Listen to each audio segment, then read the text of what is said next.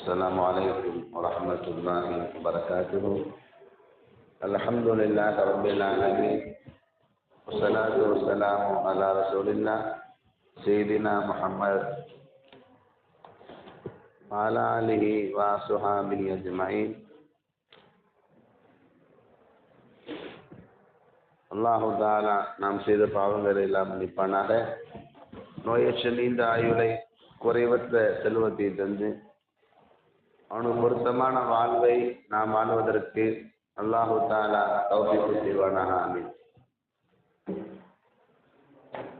மூசா அலைஹிஸ்ஸலாம் அவர்கள் ஒரு முறை அல்லாஹ்விடத்திலே கேட்டார்கள், இறைவா, ஆதி மனிதர் ஆதம் அலைஹிஸ்ஸலாம் அவர்களுக்கு நீ கணக்கில் அடங்காத எத்தனையோ உபகாரங்களை எல்லாம் செய்தாய். அந்த அனைத்து உபகாரங்களும் நீ மற்ற யாருக்கும் செய்யாதவைகள். கலகத்தஹு பியதிக, அந்த ஆதமை நீயே நேரடியாக உன்னுடைய கையால் படைத்தாய். உன்னுடைய கையால் படைத்தாய். எவ்வளவு பெரிய பாக்கி! அல்லாஹ்வே அவர்களை நேரடியாக படைத்தார். உன்னுடைய ரூஹை, உன்னுடைய ஆன்மாவை அவருக்கு நீ கொடுத்தாய். உன்னுடைய ஆன்மாவை அவருடைய உடம்பில நீ ஊதினாய். இது இத்தனை பெரிய உபகாரம். வாஸ்கந்தஹு ஜன்னதக, உன்னுடைய சொர்க்கத்திலே நீ அவரை தங்க வைத்தாய். நாங்கள்லாம் இனிமேதான் சொர்க்கத்துக்கு வரணும். அவரை படைச்ச உடனேயே சொர்க்கத்துல தங்க வச்சது. எவ்வளவு பெரிய பாக்கி! அமர்த்தல் மலாயிக்கா ஃபஸஜது லஹு, அவர்களை சங்கைப்படுத்துவதற்காக வானவர்களை எல்லாம் அவருக்கு சஜிதா செய்யும்படி படித்தாய். அந்த வானவர்களும் சஜிதா செய்து அவருக்கு மரியாதை செய்தார்கள். இப்படி கணக்கில் அடங்காத உபகாரங்களை அந்த ஆதமுக்கு நீ செய்தாயே, அவரால் எப்படி உனக்கு நன்றி செலுத்தி முடிக்க முடியும்? இந்த உபகாரத்துக்கெல்லாம் நன்றி செலுத்துறதுக்கு அவருக்கு சக்தியே கிடையாது. அல்லாகவே அவர் நீ செய்த உபகாரத்திற்கு எப்படித்தான் நன்றி செலுத்த முடியும் என்பதாக மூசா அலைஹிஸ்ஸலாம் அல்லாஹ்விடத்தில் கேட்டபோது அல்லாஹ் தஆலா சொன்னா, ஆதமே, அவர் எனக்கு நன்றி செலுத்தி முடித்து விட்டார், நன்றி செலுத்தியவரால் ஆகிவிட்டார் என்பதாக அல்லாஹ் தஆலா. மூசா நபி கேட்டாங்க, யாரை எவ்வளவு பெரிய உபகாரம், எப்படி நன்றி செஞ்சாரு என்று கேட்டபோது அல்லாஹ் தஆலா அழகாக விளக்கம் சொன்னார். அலிம, அவர் நன்றாக விளங்கினார், நன்றாக புரிந்து கொண்டார். அன்னதாலிக்க மின்னி, அவருக்கு கிடைத்த அந்த எல்லா சிறப்புகளும் என்னால் தான் கிடைத்தது. அவருக்கு கிடைத்த பெருமைகள் அவரால் கிடைக்கவில்லை. அவருக்கு கிடைத்த இந்த எல்லா உயர்வுகளும் என்னால் தான் கிடைத்தது என்று அவர் புரிந்து கொண்டார். என்னை அவர் புரிந்து கொண்டதாலே அவர் தன்னை புகழவில்லை. அல்லாஹ்வை விளங்கியவன் அல்லாஹ்வை புகழ்வான், தன்னை புகழ மாட்டான். அல்லாஹ்வை புரியாதவன் தான் என்னத்தை செஞ்சாலும் பெருமை அடிப்பான். அவர் என்னை புரிந்தார். அந்த அத்தனை சிறப்புகளுக்கும் உபகாரங்களுக்கும் நானே காரணம் என்று என்னை அவர் விளங்கினார். அவர் தன்னை கொண்டு பெருமை கொள்ளாமல், ஆணவம் கொள்ளாமல் ஃபஹமிதனி, என்னை புகழ்ந்தார். அப்போ ஃபஹமிதனி அலைஹி, அவர் என்னை புகழ்ந்தார். அதற்காக ஃபகான தாலிக ஷுக்ரன் லிமா ஸனஅது இலைஹி, அவருக்கு நான் செய்த அத்தனை உபகாரங்களுக்கும் நானே காரணம் என்று அவர் புரிந்தாரே, அந்த புரிதலும் அதற்காக அவர் பெருமை கொள்ளாமல், அவர் ஆணவம் கொள்ளாமல் என்னை புகழ்ந்தாரே, அந்த புகழ்தலும் அவர் எனக்கு செய்த நன்றியாக ஆகிவிட்டது என்று அல்லாஹ் தஆலா சொன்னார். அன்பர்களே, அல்லாஹ் தஆலா நன்றி உள்ள அடியாராக எந்த அடியாரை அவன் ஏற்றுக்கொள்ளுகிறான் என்று கேட்டால், வாழ்க்கையிலே ஏதாவது வெற்றி அடைந்தாலும், ஏதாவது ஒரு சாதனை படைத்தாலும், அந்த வெற்றிக்கும் அந்த சாதனைக்கும் நானே காரணம் என்று பெருமை கொள்ளாமல், எனக்கு கிடைத்த வெற்றிக்கு எனக்கு கிடைத்த சாதனைக்கு, நான் அடைந்த உயர்வுக்கு அல்லாஹ்வே காரணம் என்று ஒருவன் புரிந்தால், அப்படி புரிந்து அல்லாஹ்வை புகழ்ந்தால் அந்த அடியானை அல்லாஹ் தஆலா நன்றி உள்ள அடியானாக அவன் ஏற்றுக்கொள்கிறான். ரூஹுல் பயான் கிதாபில் இந்த செய்தியை நாம் பார்க்கிறோம்.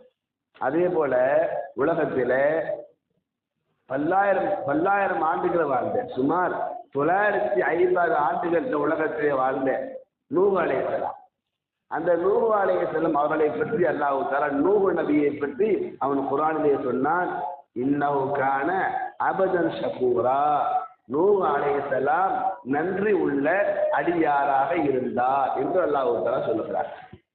நாம் யோசித்து பார்க்கிறோம், எதை வைத்து நன்றி உள்ள அடியார் என்ற பெயரை நூஹ் நபி பெற்றார், அதற்கான காரணம் என்ன என்று நாம் யோசித்து பார்க்கும்போது அதற்கு இவ்வாறு விளக்கம் தருகிறார்கள். நூஹ் அலைஹிஸ்ஸலாம் எப்பொழுதுமே அல்லாஹ்வை புகழ்ந்து கொண்டே இருப்பார்களாம். ஒரு காரியத்துல அல்லாஹ்வுடைய உதவி கிடைச்சிட்டா, ஒரு உதவியை அல்லாஹ்வை எதிர்பார்த்தாரு, அந்த உதவி கிடைச்சிட்டா அல்ஹம்துலில்லாஹ் அல்லாஹ் புகழ்வார். அல்லாஹ்ட்ட ஒரு வெற்றியை எதிர்பார்த்தாரு, அந்த வெற்றி கிடைச்சிட்டா அல்ஹம்துலில்லாஹ் அல்லாஹ்வுக்கு எல்லா புகழும் என்று சொல்லுவார். எந்த நல்ல காரியத்தை செஞ்சாலோ நூஹ் அலைஹிஸ்ஸலாம் இதற்கு காரணம் நானே என்று நினைத்து பெருமை கொள்ளாமல் எந்த நன்மையை செஞ்சாலும் அல்லாஹ்வை புகழ்ந்தார். கான நூஹ் அலைஹிஸ்ஸலாம், நூஹ் நபி வாழ்ந்தார்கள். எப்படி வாழ்ந்தார்கள்? இதா அகல, அவர்கள் சாப்பிட்டு முடித்தார். உணவு சாப்பிட்டாலோ, ஏதாவது பண்டம் சாப்பிட்டாலோ, ஏதாவது பழங்கள் சாப்பிட்டாலோ, என்ன சாப்பிட்டாலும் அல்ஹம்துலில்லாஹ் எல்லா புகழும் அல்லாஹ்வுக்கு என்று அல்லாஹ்வை புகழ்வார். ஒய்தா ஷரிப, தண்ணீர் குடித்தாலோ, பால் குடித்தாலோ, ஏதாவது குடிபானங்கள் குடித்தாலோ அல்ஹம்துலில்லாஹ் எல்லா புகழும் அல்லாஹ்வுக்கு என்று சொல்வார். ஒய்தா லபிச, ஒரு ஆடை அணிந்தால், ஒரு ட்ரெஸ் போட்டால் அந்த ஆடை அணிந்த பொழுது அல்ஹம்துலில்லாஹ் எல்லா புகழும் அல்லாஹ்வுக்கு. ஒய்தா ரகீப, வாகனத்திலே ஏறி அமர்ந்து வாகனத்தை ஓட்ட ஆரம்பித்தால் அல்ஹம்துலில்லாஹ் இந்த வாகனத்தை தந்ததும் அவன்தான், அதை ஓட்டுவதற்கு உதவி புரிந்தவனும் அவன்தான் என்று சொல்லி அல்ஹம்துலில்லாஹ் எல்லா புகழும் அல்லாஹ்வுக்கு என்று சொல்லுவார். இதற்காக வேண்டித்தான் அல்லாஹ் அவருக்கு பெயர் வைத்தான். குர்ஆனிலே அபதன் ஷகூரா, நன்றி உள்ள அடியார் என்று பெயர் சூட்டினான் என்று நாம் விளக்கத்திலே தஃப்ஸீர் கிதாபிலே நாம் பார்க்கிறோம். பைஹகி இந்த கிதாபிலே இந்த செய்தியை நாம் படிக்கிறோம். ஆக என்ன செஞ்சாலும் அல்ஹம்துலில்லாஹ், சாப்பிட்டா முடிச்ச உடனே அல்ஹம்துலில்லாஹ், தண்ணீர் குடிச்சா அல்ஹம்துலில்லாஹ், எந்த நல்ல காரியத்தை நாம செஞ்சாலும் நம்மை நாம் புகழாமல், மனிதர்களை புகழாமல் அல்லாஹ்வை புகழக்கூடிய அடியார்களை அல்லாஹ் தஆலா நன்றி உள்ள அடியார்களாக அவன் தேர்வு செய்து விடுகிறார். இறுதியா ஒரு செய்தி, தபரானி என்ற கிதாபிலும் துர்ருல் மன்சூர் தஃப்ஸீர் கிதாபிலும் வரக்கூடிய ஒரு நிகழ்ச்சி. சுரிகத் நாகத் ரசூலில்லாஹி ஸல்லல்லாஹு அலைஹி வஸல்லம், ஒரு முறை நபியினுடைய அல்லாஹ்வுடைய தூதருடைய ஒட்டகம் திருடப்பட்டது. ரசூலுல்லாஹி ஒட்டகத்தையே திருடிட்டார். உடனே ஸல்லல்லாஹு அலைஹி வஸல்லம் சொன்னாங்க, லயின் ரத்தஹு அல்லாஹு லாஷ்குரன்ன ரப்பி, என் ஒட்டகம் திருடப்பட்டு விட்டது, திருடப்பட்ட அந்த ஒட்டகத்தை அல்லாஹ் எனக்கு திரும்பவும் கிடைக்க செய்தால் அதற்காக வேண்டி அல்லாஹ்வுக்கு நான் நன்றி செலுத்துவேன் என்பதாக ரசூலுல்லாஹ் சொன்னார். இதை சஹாபாக்கள் கேட்ட உடனே சஹாபாக்கள் ஆசைப்பட்டாங்க, எதிர்பார்த்தாங்க. என்ன எதிர்பார்த்தாங்க? ரசூலுல்லாஹ்வுடைய ஒட்டகம் எப்படியாவது கிடைக்கணுங்க. ஏன் ரசூலுல்லாஹ் என்ன சொல்லியிருக்கிறாங்க? ஒட்டகம் கிடைச்சா அதற்காக நன்றி செலுத்துவேன் என்று நாயகம் சொல்லியிருக்கிறாங்களே. ஒட்டகம் கிடைச்சிட்டா ஸல்லல்லாஹு அலைஹி வஸல்லம் நன்றிக்காக, அதற்கு நன்றியாக ஏதாச்சும் ஒரு நோன்பு வைப்பாங்க. அந்த நோன்பை பார்த்து நாமும் வைக்கலாமே. ஒட்டகம் கிடைச்சிட்டா ரசூலுல்லாஹ் நன்றியாக ஒரு 2 ரக்காத்து தொழுவாங்க. அதை பார்த்து நாமளும் அந்த தொழுகையை கற்றுக்கொள்ளலாமே. நாயகத்துக்கு ஒட்டகம் திரும்ப கிடைச்சிட்டா அவங்க ஏதாவது ஒரு புதிய அமலை செய்வாங்க. அந்த புதிய அமலை பார்த்து நாமளும் விளங்கலாம், நன்றி செலுத்துறதாக இருந்தா இப்படித்தான் அமல் செய்யலாம் போல என்று நாம விளங்கிக் கொள்ளலாமே. எனவே நாயகத்திற்கு ஒட்டகம் திரும்ப கிடைக்கணுமே, அதற்கு நாயகம் ஏதாவது நன்றி செலுத்தணுமே, அமல் செய்யணுமே, அதை பார்த்து அந்த அமலை நபியிடமிருந்து நாம கற்றுக்கொள்ளணுமே என்று சஹாபாக்கள் ஆசைப்பட்டார். அதே மாதிரி அல்லாஹ்வுடைய அந்த ஒட்டகத்தை ஒரு கூட்டத்தார்கள் திருடி சென்றார்கள். அந்த ஒட்டகத்தை எந்த கூட்டத்தார்கள் திருடி சென்றார்களோ அந்த கூட்டத்திலே ஒரு சஹாபியத்தான இஸ்லாமிய பெண்மணி அந்த கூட்டத்தில் இருந்தாங்க. அந்த அம்மா முஸ்லிமான பெண்மணி. இந்த ஒட்டகத்தை அவங்க பார்த்துட்டாங்க. நைட்ல பார்க்குறாங்க. பார்த்த உடனே அந்த அம்மா நினைக்கிறாங்க, நம்ம கூட்டத்துக்காரங்கள்ட்ட இது மாதிரி ஒட்டகம் கிடையாது, இந்த ஒட்டகத்தை பார்த்தா ரசூலுல்லாஹ்வுடைய ஒட்டகத்தை போல தெரியுது. சில அடையாளங்களை வச்சு ஏற்கனவே அந்த அம்மா ரசூலுல்லாஹ்வுடைய ஒட்டகத்தை பார்த்துருக்கிறாங்க. அதை வச்சு விளங்கிட்டாங்க, இது நபியினுடைய ஒட்டகம் தான், ரசூலுல்லாஹ்வுடைய ஒட்டகத்தை இவங்க திருடிட்டு வந்திருக்கிறாங்க, நாம எப்படியாவது இந்த ஒட்டகத்தை கொண்டு போய் ரசூலுல்லாஹ்ட்ட சேர்க்கணும் என்று அந்த அம்மா முடிவு பண்ணிட்டாங்க. ராத்திரி நேரம் குடிச்சிட்டு எல்லா ஆட்டமும் போட்டுட்டு எல்லா சேட்டைகளையும் பண்ணிட்டு அசந்து போய் அந்த கூட்டத்துக்காரங்க ஒரு 12 மணிக்கு 1 மணிக்கெல்லாம் தூங்கிட்டாங்க. இந்த அம்மா தூங்கவே இல்லை. ரசூலுல்லாஹ்க்கு நம்ம உபகாரம் செய்யணும், இந்த ஒட்டகத்தை கொண்டு போய் நபியிட சேர்க்கணும் அப்படிங்கிற அந்த அவாவுல அந்த எண்ணத்துல ஆசையில அந்த அம்மா வெடிச்சுட்டே இருந்தாங்க. அவர்கள் கண் அயர்ந்து நன்றாக உறங்கிய பிறகு ஒட்டகத்தை மெதுவா அகழ்த்தாங்க.